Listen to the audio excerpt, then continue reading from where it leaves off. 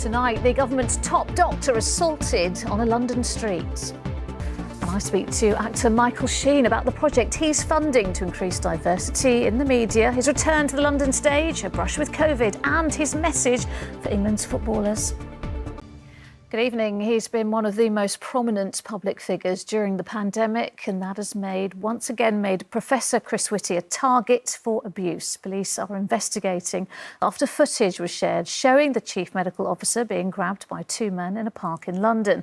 The Mayor, Sadiq Khan, said it was completely unacceptable, but Professor Whitty told police he did not wish to make allegations. Well, there are now calls for him to be given police protection. Our political correspondent Simon Harris reports. Now, there is a football match going on right now, you may have noticed. The Euros, of course, and it is 0-0 England-Germany after the first half. Well, Antoine Allen is at Croydon with fans, and also, Antoine, with someone we might just recognise. Antoine and John Barnes, thank you. Well, if you're not watching the football, we'll keep you posted if there are any goals. Moving on. A man who allegedly called the BBC journalist a traitor as he was chased by protesters near Downing Street has denied a public order offence. Martin. More talk than action. That was the accusation at the Grenfell inquiry about health and safety levelled against the organisation which made repairs at the tower before the fire. Graham Webb, the managing director of Repairs Direct at the time, refuted that claim in an emotional hearing. Rags Martell reports. The summer of 2017, when 72 people died in the fire at Grenfell, 36 people also lost their lives in 4 terror attacks in the capital and Manchester. 4 years on, a new counter-terrorism operations centre has opened in West London, commissioned after the attacks at London Bridge, Westminster Bridge, Finsbury Park Mosque and Parsons Green Tube. Well, the boss of MI5 said the hope is that sharing more information and resources at the centre will help prevent further attacks. Ria Chatterjee reports. Still to come, where's the sunshine? Sally is here with the weather and the actor Michael Sheen on getting more people from all backgrounds into writing. But first, train services have returned to normal through Elephant and Castle after a fire there yesterday. A small explosion beneath the station caused huge clouds of smoke which could be seen for miles. It started at a garage in the Arches. Martin Stew reports. Now, the actor Michael Sheen says a brush with COVID earlier this year left him genuinely worried about getting back to the stage. Luckily, he has. He's currently starring in Dylan Thomas's Under Milkwood at the National Theatre. I met him earlier to talk about that and his other passion, football. But we began by talking about the initiative he's set up and is funding to create opportunities in the media for people from underrepresented backgrounds. A Writing Chance is offering grants to 11 aspiring writers, 3 of whom are from London. Those selected were asked to write about their experiences during the pandemic.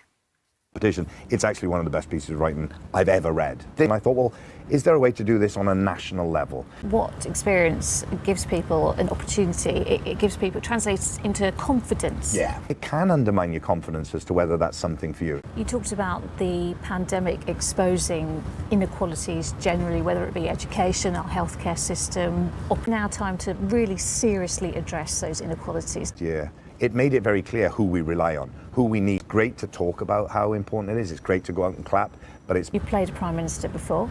We know which one. It was Tony Blair. Mm-hmm. What was the first thing you would do? Well, the first thing I would have done is sacked that actually happened. If you're going to move to London...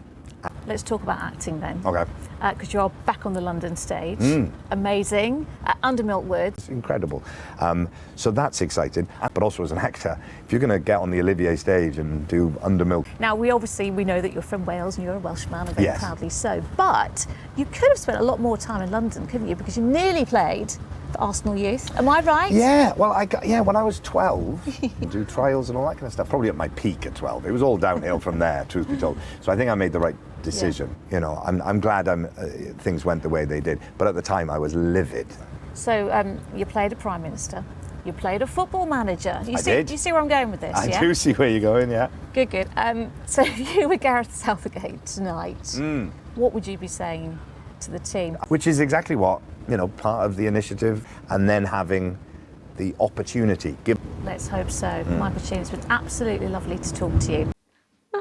Good advice. Let's return to the Euros now and to Antoine, who is in Croydon. Antoine, nail-biting stuff, isn't it?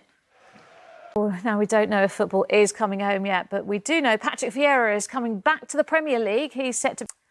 The ITV News continues with the national and international stories at 6:30. Here's Mary. Well, some breaking news from us now. In the last few minutes, police have said they have charged... Sally is here. All right, Sally, it's nearly July.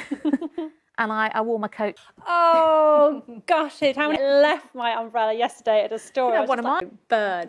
Anyway, we have had a tiny bit more rain, a few more showers than we thought we might today. Classic British scene. Let's take a look. And they didn't have the best weather for it, but today Hampstead Heath marked their 150th birthday with a Bring Your Own Picnic Day. It's to celebrate 150 years of an Act of Parliament protecting it for public use. Finally, the car that sold for nearly £50,000 that's not had just one careful owner, but a very famous one, the Ford Escort Prince Charles gave to Diana as an engagement present, was auctioned this morning after its owner kept its royal history secret for 2 decades. Sally Biddulph has the details. Amazing. And that is it for now. We're back with the latest after ITV News at 10. Coming up, Mary with the ITV Evening News. But from me and the rest of the London team, bye-bye.